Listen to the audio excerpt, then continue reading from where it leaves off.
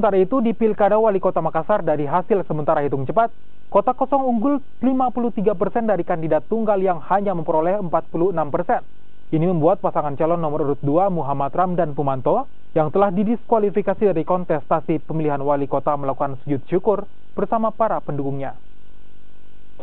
Berdasarkan perhitungan surat suara di TPS 1 Jalan Amirullah, Kelurahan Mamajang, Kecamatan Ujung Pandang, Makassar, Kota Kosong unggul dengan jumlah 197 suara dibandingkan calon tunggal nomor urut 1 yakni Munafri Arifuddin dan wakilnya Rahmatika Dewi yang hanya mendapat 42 suara.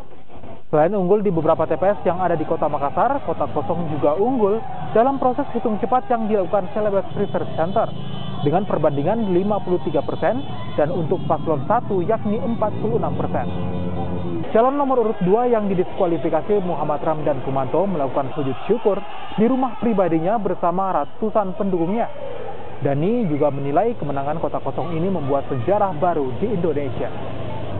Ini akan resmi kalau sudah ditetapkan oleh KPU. Maka prosesnya masih dari tanggal 27 sampai tanggal 6 Juli. Artinya masih ada 10 hari lagi waktu menunggu kita untuk meng-cross check real count yang ada tadi.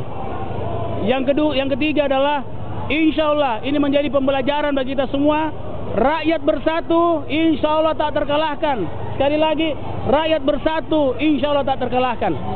Kemenangan ini kemenangan rakyat. Dan saya kira tidak ada yang kalah di sini. Tidak ada yang pada posisi kalah. Kita semua menang.